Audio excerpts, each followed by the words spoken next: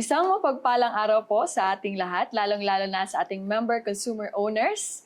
Welcome back po sa another episode of our Bantay Kuryente video podcast. At ngayon ay tatalakayin po natin ang importansya ng transparency. At makakasama po natin ngayon si Councilor Cesar Banyas. Magandang araw po, Councilor. Magandang umaga din sa iyo.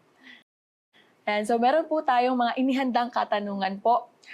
Unang katanungan po namin, sir, sa inyong pananaw po, bakit tila naging balakid sa lokal at maging sa karaniwang consumer ang pagkuha ng mga simpleng impormasyon mula sa kooperatiba? Una sa lahat, ito yung aking obserbasyon. Naging mahirap dahil sila mismo ay tumatangging magbigay sa atin ng tama at wastong impormasyon. In fact, kami sa Sanggunian, mangilan-ngilan na rin na pagkakataon na kung saan kami ay nag-request ng mga dokumento sa Socoteco with regard sa kanilang operation, and somehow hanggang ngayon hindi pa rin naibibigay. Meron pang hindi naibibigay. Kaya nga kung titingnan natin, kung wala namang tinatago, bakit patagalin pa ang pagbibigay ng impormasyon? Pero sa aking palagay, kung may iniiwasan, ang ibig sabihin niyan, may kinatatakutan. Councilor, sa tingin niyo po, saan po natin i-draw yung line, or where do we really draw the line sa pagitan ng proteksyon ng mga datos ng korporasyon at ganap na karapatan ng mga miyembro consumer na malaman kung paano at kung saan po ginagastos ang kanilang pera? Alam niyo naman, yung Socoteco is a service facility. Yung presyo ng binibigay sa ating mga konsumente, kailangan nalalaman natin yun kung paano tayo nag-a-arise doon. Pag sa pagkakataon na nalalagay sa alanganin o sa kompormiso ang karapatan o ang oportunidad sa bawat MCO, dapat tayo'y tumindig. Tumindig para mag-demand ng accountability at tamang mga datos para hindi naman tayo malinlang. At alam natin kung paano ang nangyayari sa operasyon, especially ang kuryente ay isa sa primary needs ng tao. Tama po kayo dyan, Councilor. Sa inyong mga pagsisikap po na humingi ng pananagutan, ano po ang nag-iisang pinaka-kritikal na impormasyon o datos sa pananalapi ang patuloy na nabibigo o tinatanggihan ng Socoteco 2 na linawin sa Sangguniang Panglusod? Una, tayo nagre-request ng financial statement nila. Kung ating mareremember, nung last session, ang ating Vice Mayor ay tayo sa Sanggunian ay nag-demand na ng independent audit. Kailangan sana maipasa nila, maihandin natin nila sa atin kung ano ang totoong nangyayari sa pinansyal ng Socoteco para naman mapag-aralan natin, para makita natin kung tama ba yung mga binibitawang salita nila na talagang namomoblema ang ating kooperatiba. Hanggang ngayon ay tayo'y nag-aantay pa rin sa nasabing financial statement na ating nire-request na matagal na. Sa gitna po ba ng kasalukuyang diskontento ng publiko at mga isyong kinakaharap ng kooperatiba, sa tingin niyo po ba ay tunay na pinapanagot ng kasalukuyang board ang pamunuan o naging rubber stamp na lamang sila na taga-aproba sa lahat ng desisyon ng management? Ang katanungan, may na-file na ba silang may kaso o may nahabla na ba silang kaso? Kung talagang iginigiit nila na ang management ay may pananagutan.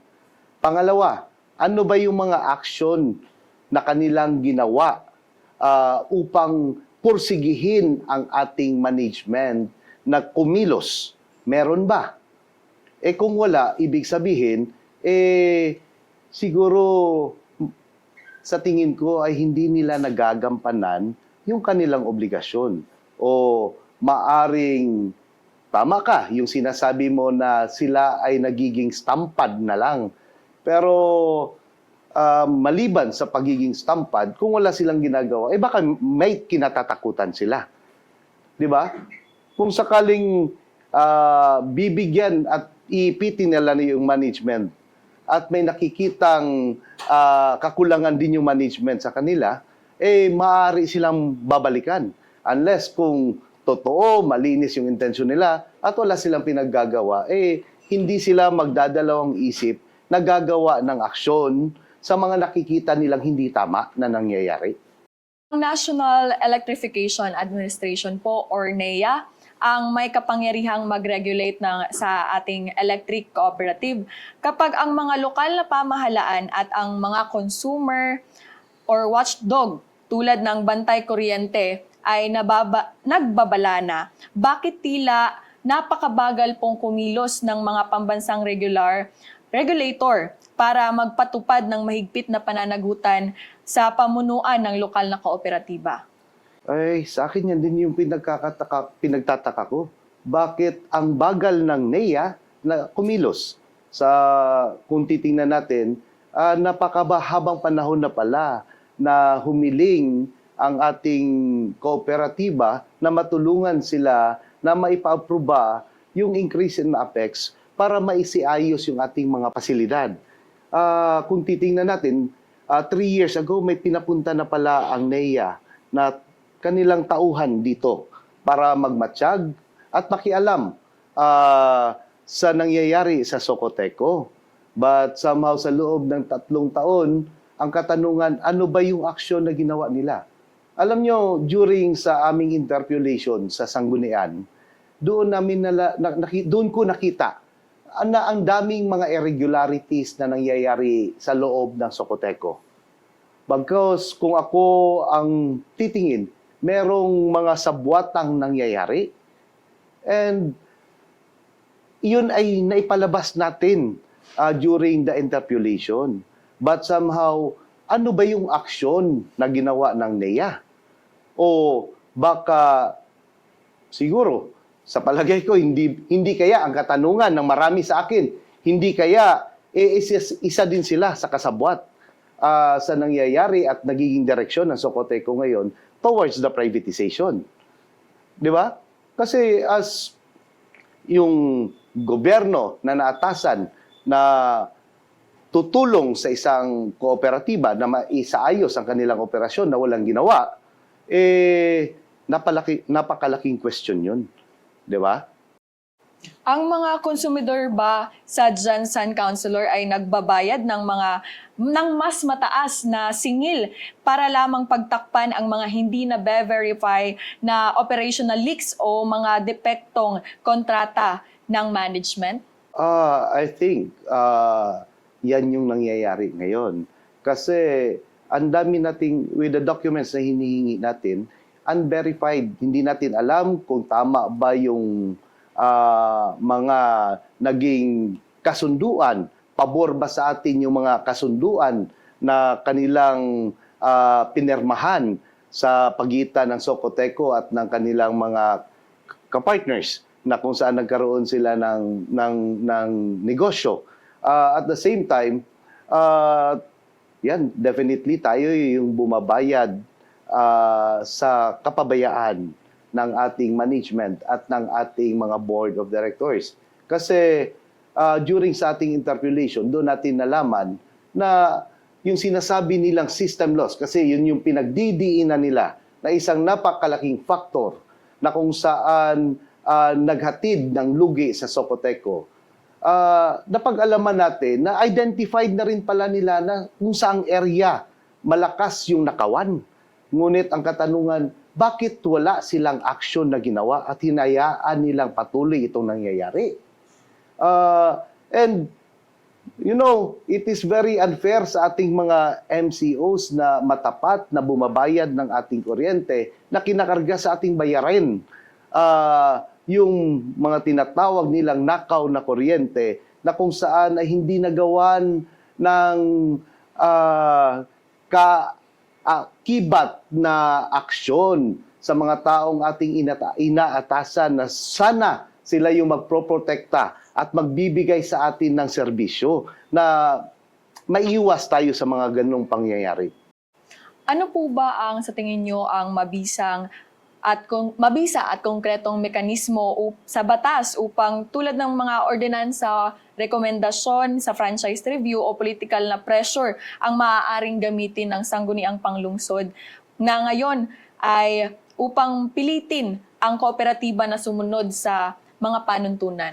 Una, sa tingin ko, isang napakalagang bagay na maaaring gagawin is yung kami sa konseho sa sanggunian gagawa ng isang resolution na kung saan ating hihikayatin ang Socoteco na magbibigay ng quarterly report sa kanilang operation, at least kahit na papano sa papanong bagay ma-safeguard natin yung Socoteco sa mga pangyayaring hindi ka nais-nais. Kung patuloy po bang iiwasan ng Socoteco 2 ang mga hiling para sa transparency, dapat na bang magkonsidera ang lokal na pamahalaan ng mas mabibigat na hakbang tulad ng pagpigil sa mga lokal na permit o pagkwestiyon sa kanilang karapatang mag-opera sa loob ng lungsod? Meron tayong tinatawag na separation of power and independence yung Socoteco over sa lokal na pamahalaan. Tayo ay makakagawa lamang ng hakbang, lalo na pag nakikita natin na nasa hindi mabuting kalagayan ang mga MCOs, ang mamamayan ng General Santos City. Hakbang na tulad ng isinangguni ng ating Vice Mayor na kung saan siya naman ay aming sasamahan sa pagpa-file ng kaso sa NEA at the same time sa Board of Directors and the Management for accountability. Nang sa ganon, mas matiyak natin na mas mapaganda at mas safeguard natin yung operation ng Socoteco. Paano po ba natin hihilingin ang pananagutan at reforma sa loob po ng balangkas ng kooperatiba nang hindi natin aksidenteng nabubuksan ang pinto para sa mga mapagsamantalang corporate takeover? Una sa lahat, ang tinitingnan ko dyan tayong mga MCOs ay magsama-sama na hihiling for accountability.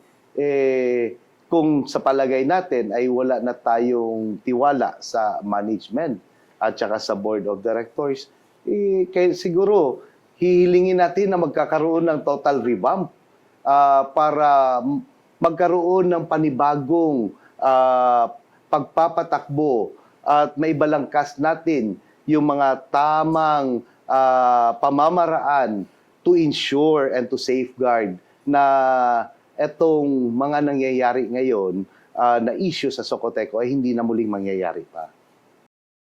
Paano po ba natin muling mababawi ng mga karaniwang consumer owner ang kontrol sa mga demokratikong espasyong ito? Una, kailangan natin i-insist yung ating karapatan. Sabi nga nila, at the end of the day, yung consumer ang may huling pagtatalaga ng desisyon sa ating Socoteco. But yung isang pinaka-challenge natin ito, ang daming mga MCOs na hindi ganyan kaganap ang kanilang kaalaman tungkol sa nangyayari sa Socoteco. Kaya ako'y nananawagan na sa mga taong nakakaintindi, sa mga MCOs na nakakaintindi sa totoong pangyayari at ganap ng Socoteco, nais ko po kayong anyayahan na maipaliwanag natin sa kanila yung posibleng maging epekto kung matuloy man ang privatisasyon ng Socoteco. Kasi at the end of the day, hindi lang po tayo ang mamumblema sa pwedeng mangyari sa Socoteco. Ito ay babaunin ng mga susunod na henerasyon ng ating mga anak, ng ating mga apo. Kaya nga, yung ating kaganapan ngayon tayo ay may napaka-importanting role to mold the future. Kasi whatever decisions natin gagawin ngayon, hindi lang tayo mapepektuhan, kundi ang mga susunod na henerasyon.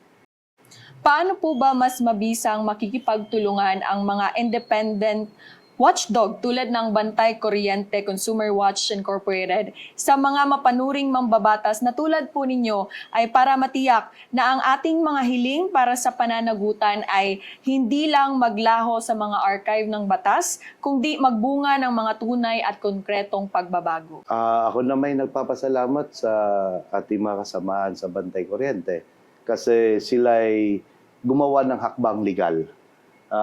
For all I know, may mga kasama na tayo na nag-file ng kaso with the NEA, with the Board of Directors and the management. Yun nga yung sinasabi, kung tayo ay ginagawa natin ang mga legal na hakbang, yung sa kabila, nagsusumikap din na gawain ang mga legal na pamamaraan upang maipapatuloy yung kanilang ninanais. Maliban sa legal na pamamaraan, they are also doing the extra legal. Katulad na lang sa mga ating nababalitaan na may mga barangay, may mga munisipyo na inaatasan yung mga government tao niyan, katulad ng BHW, mga government employees na mangongolekta ng pangalan ng mga may-ari ng kwentador, namimigay ng bigas, yung may mga ganyang mga pangyayari just to influence yung ating mga kasamahan, mga MCO, na to favor yung decision in favor of them. And somehow, nakakalungkot na ngayon marami sa ating mga media personalities and even sa social media ay nagpapalaganap ng maling impormasyon.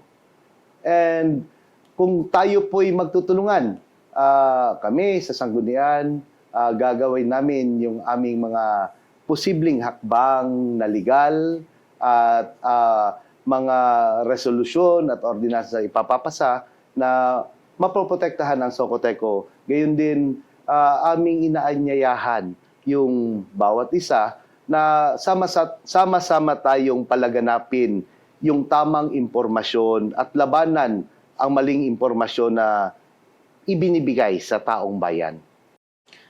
Para po sa lahat ng mga manonood ng podcast na ito na pagod na po sa mataas na singil ng kuryente at madalas na brownout, ano po ba ang direktang mensahe niyo po para sa kanila patungkol sa kanilang kapangyarihan na humingi ng transparent at may pananagutang utility?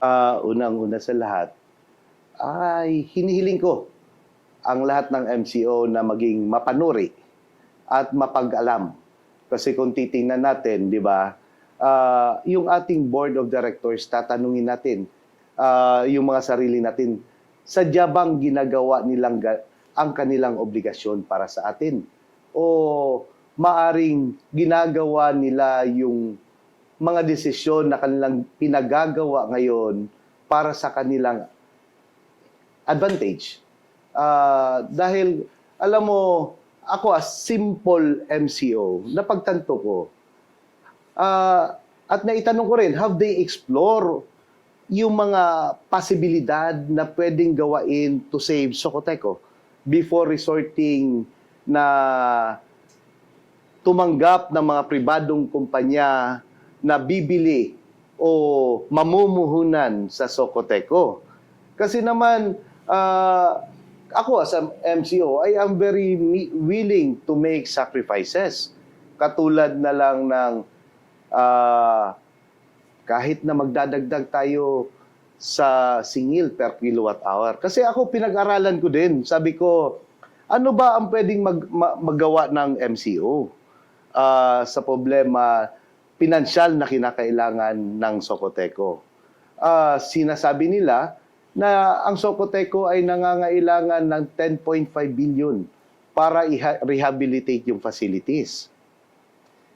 Meron ba sa mga board of directors na nag-propose kung papayag ang mga MCOs na tayo'y mag-aambag-ambag ng 1 peso and 36 centavos sa bawat kilowatt hour na ating babayaran para ating ma-comply yung 10.5 billion. Magtatanong ka siguro sa akin ngayon, paano yun kinuha yung 1 peso and 36 centavos? Di ba? Sabi nila, kailangan natin ng 10.5 billion. Kung nangangailangan tayo ng 10.5 billion, hindi naman yan sa loob ng isang taon. Ito'y kakailanganin natin sa loob ng 5 taon. So, sa 5 taon, meron tayong 60 months. I-divide natin yan, ang 10.5 billion, mangangailangan lang tayo ng 175 million kada buwan. So, ang tanong ngayon, paano natin ma-achieve yung 175 million? According sa mga datas na aking naipon, yung Socoteco 2 ay kumukonsume ng 128 million kilowatt hour every month. So kung i-divide natin yun by 175 million, kakailanganin natin magdagdag ng 1 peso and 36 centavos. Palagay na natin 1 peso and 40 centavos para makuha natin yung 175 million na kinakailangan kada buwan. Yun, pag ginawa natin yun, magsasakripisyo tayo sa loob lamang ng 5 taon. After 5 taon, mag-enjoy tayo ng murang kuryente. Pero una sa lahat, bago gagawin yun, kailangan mo nang i-held natin accountable yung mga taong nagsabotahe sa Socoteco. I-held natin, kasuhan nating legal yung mga nag-took advantage at saka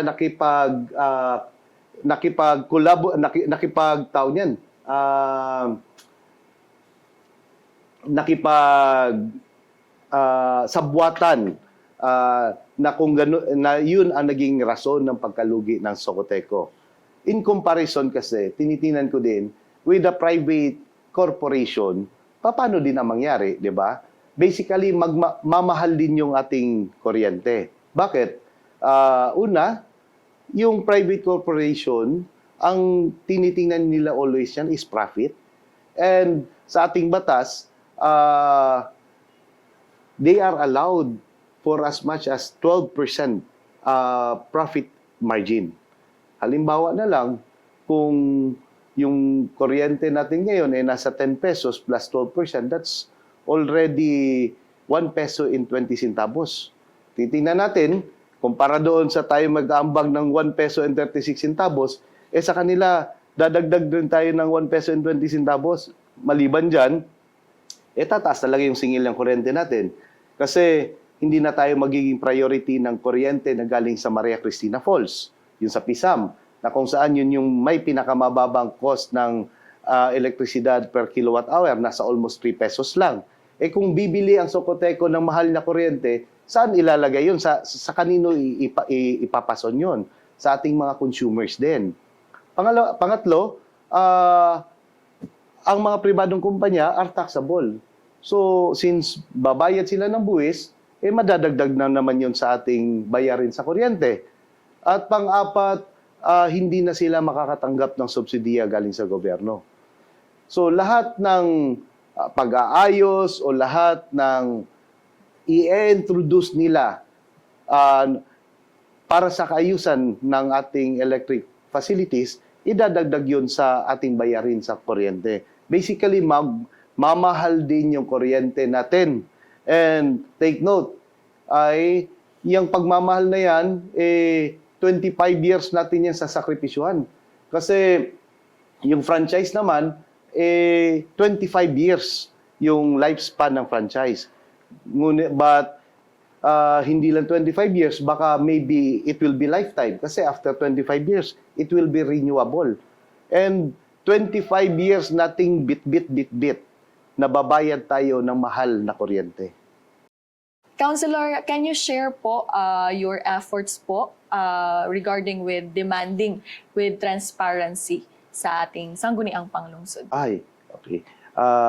Alam niyo po, sa sanggunian, tayo ay nagsubok at nagsumikap na gumawa ng isang resolution. Resolution na kung saan ay hindi naman nasuportahan. Ano ba yung resolution na yon?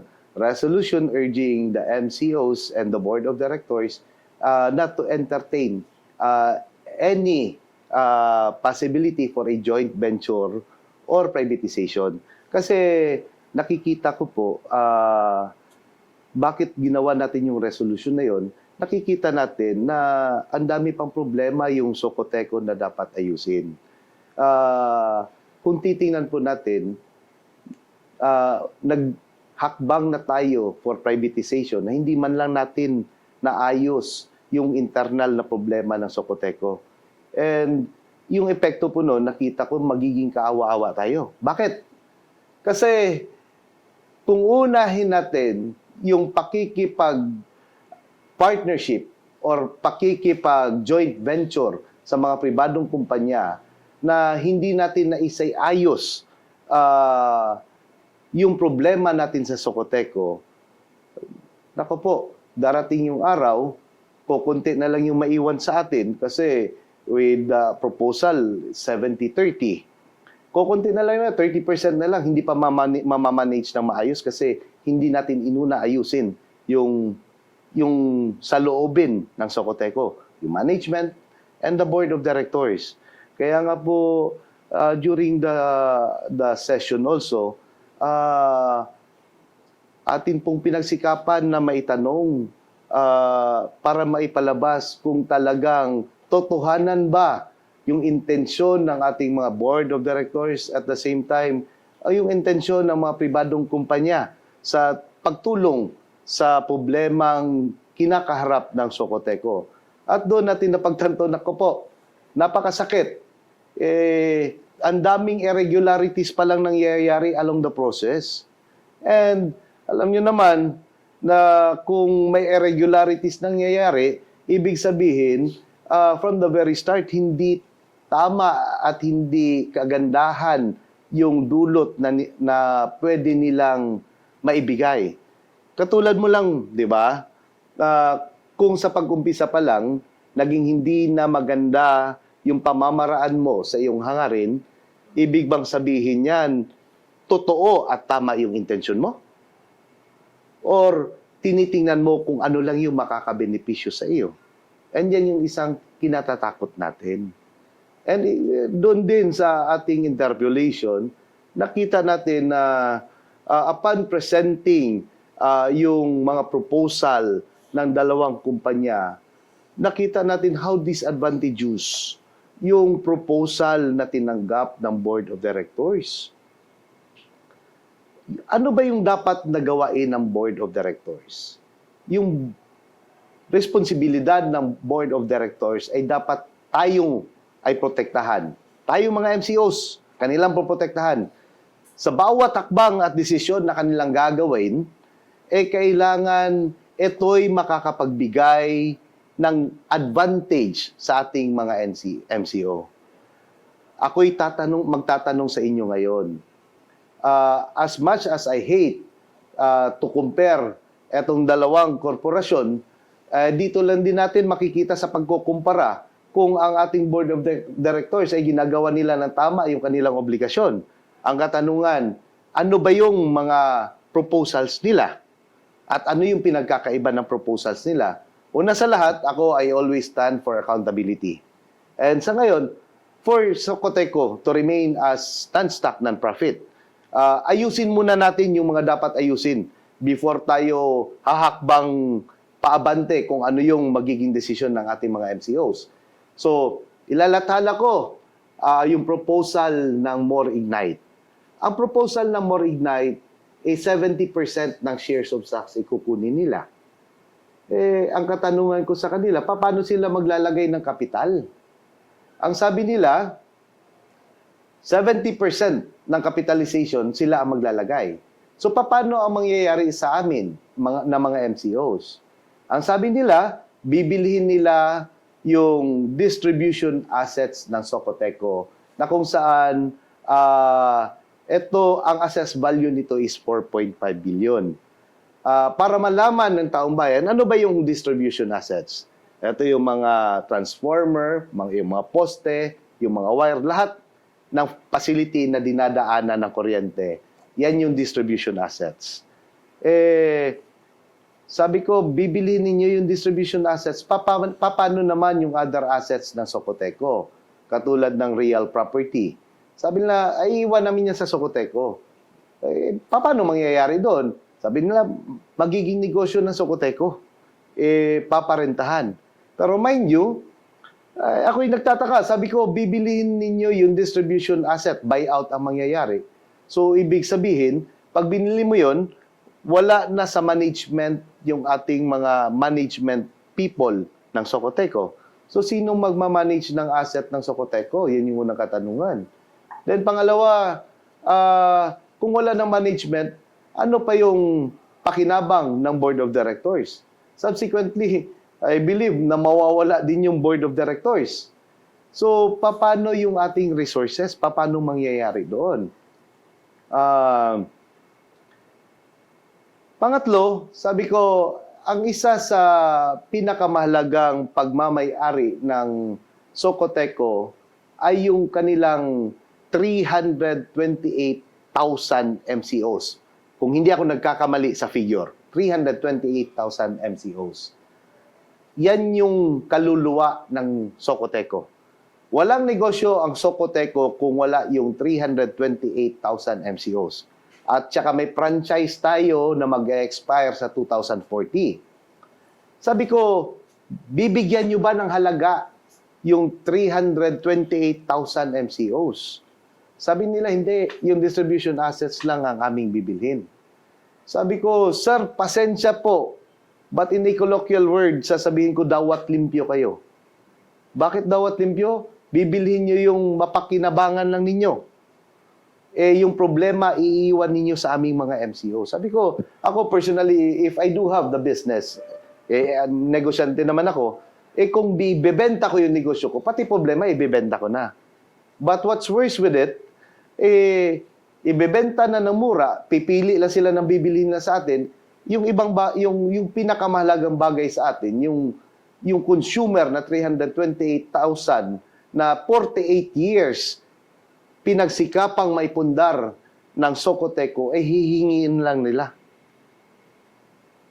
At saka, kung titingnan natin, na itanong ko rin sa kanila, 4.5 billion yung cost ng ating distribution assets. Sabi ko, paano naman magkano ang aming i-invest sa bagong korporasyon? Ang sabi nila, mag-i-invest kayo ng 2.8 billion. So sabi ko, paano ang mangyayari sa 1.7 billion?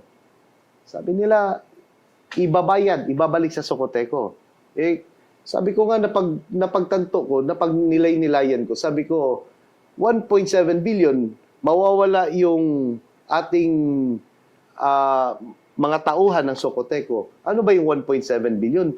Makakapagtanong tuloy ako, ipangbabayad as separation pay ng mga empleyado ng Socoteco? Napaka-unfair naman siguro sa atin kung ganun ang mangyayari. Di ba? On the other hand, ano ba yung proposal ng Meralco? Ang sabi ng Meralco, as much as we wanted a 70%, we are willing to compromise up to 51%. Ibig sabihin, ang magiging sharing, 51% sa Meralco and 49% sa MCO, matitira sa atin. So sabi ko, paano kayo mag-invest? Are you going to infuse a capitalization or are you going to buy the assets of Socoteco? Sabi nila, lalagay kami, i-infuse lang kami. At ang ilalagay namin, yung 51% of the total cost of the asset of the Socoteco. Sabi ko, so ibig sabihin ba, ating bibigyang halaga both the intangible and intangible assets ng Socoteco? At sabi naman nila, yes. Bibigyan natin, i-assess natin yung distribution assets, yung other assets ng Socoteco, yung kanilang franchise, kung magkano yung halaga na ng prangkisa nila ngayon, na may 328,000 members. And even the accounts receivable, isasama natin yan. So sabi ko, ibig bang sabihin, if the total amount of the Socoteco asset is 10 billion, then you are going to invest 10.4 billion as 51%. Sabi nila, oo. So, ang katanungan ko, kayo po, tatanungin ko ngayon, saan ba ang mas mainam na proposal doon?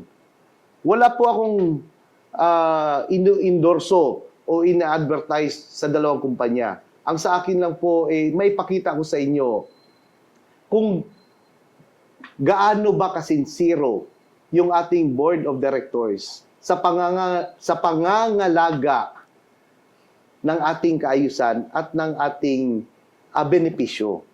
Sa tingin nyo ba sa naging desisyon nila, binigyan nila ng prioridad yung MCOs? Sa tingin nyo ba sa naging desisyon nila, pinangalagaan nila kung ano ang mas nakakabuti sa ating mga MCOs? Yan po yung katanungan natin. So, it's a challenge sa ating mga board of directors. I give them the challenge to really stand sa kaayusan ng MCOs kasi kami naman po yung naglagay sa inyo dyan. Ayusin ninyo yung trabaho ninyo as board of directors ng Socoteco. Yun na po. Maraming salamat po, Councilor Cesar Banyas. At muli, ito po ang ating layunin, ang makapagbigay po tayo ng kaalaman sa ating mga MCOs. At maraming salamat po sa pagpapaunlak ng aming imbitasyon, Councilor. Maraming salamat din sa inyong pag-imbita. Ako'y nagagalak po.